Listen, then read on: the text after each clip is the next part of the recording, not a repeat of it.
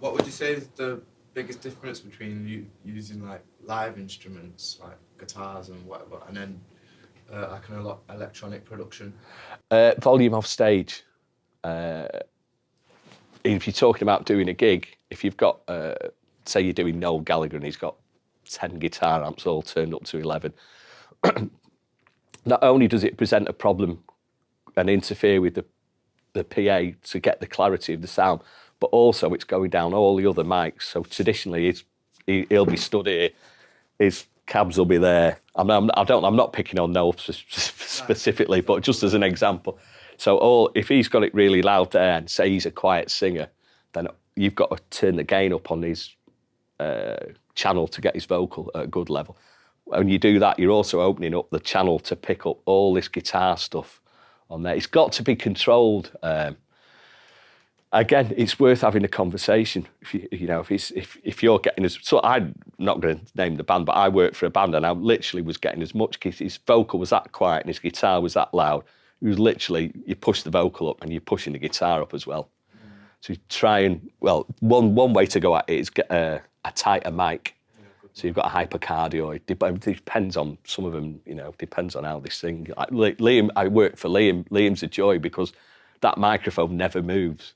He doesn't pick it up. It's always there. It's always in exactly the same spot.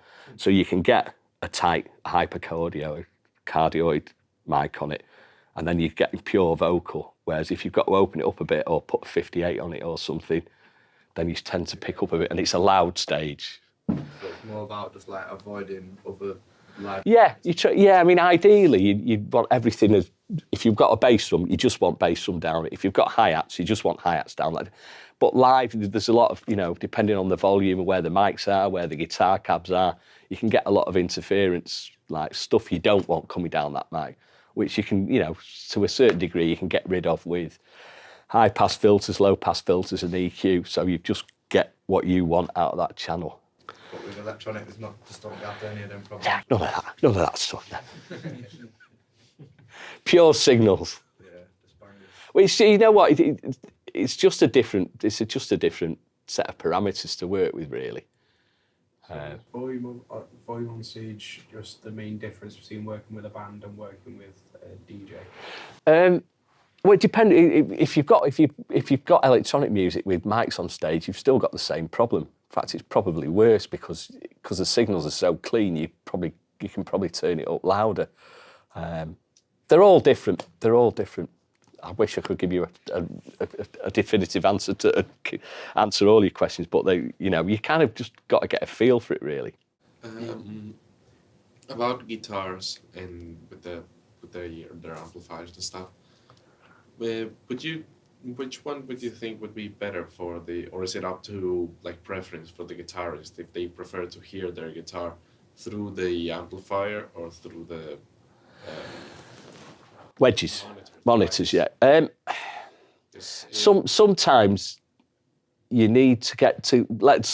I'll keep harking back to Noel. Let's use Noel as an example. Sometimes you need to drive an amplifier to a certain volume to get the sound you're after.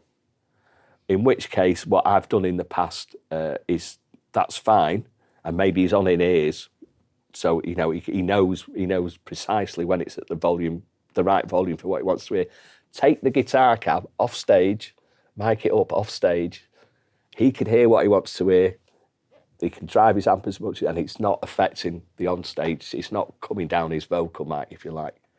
So put the amplifier in a position where he can access it, but it doesn't really throw the sound. Yeah, I mean, if he needs to access it, usually what you'll find with a guitar amplifier, so you have to drive it because he's got his pedals. That he doesn't actually need to go over to an amplifier and turn it up or down because he's got all the changes of sound and level he's got on a foot pedal there. So that's one way to get round it: is take the guitar amplifier off stage, isolate it, put a microphone on it. He hears what he wants to hear. He's got his foot pedal changes going on there, and he's not destroying the vocal sound. Is it not a problem for any, or is there ever any people like off stage that could be like a bit of a nuisance to have the amplifier like. Yeah, I mean, kind you of can like you can always saying- find a problem if you want, but really what you're looking for is a solution. I've done it with bands I've worked for before. You can maybe take an isolating shield round it, so like a perspex thing, or just find somewhere in the venue that you can box off that nobody's going to go, because you don't want someone walking past it having a chat or kicking the microphone. So you've just got to assess it. But in general, if you can, if that's a problem, take it off stage, take it away from the problem. I didn't thought about that, about maybe taking it away and Yeah, encapsulating. A lot of people do it. It's not an uncommon Because thing.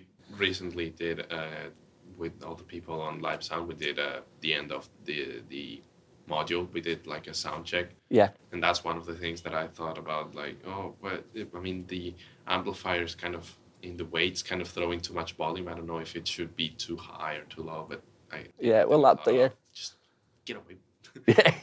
You can do it. You can usually find somewhere to hide it backstage. You got a long enough cable.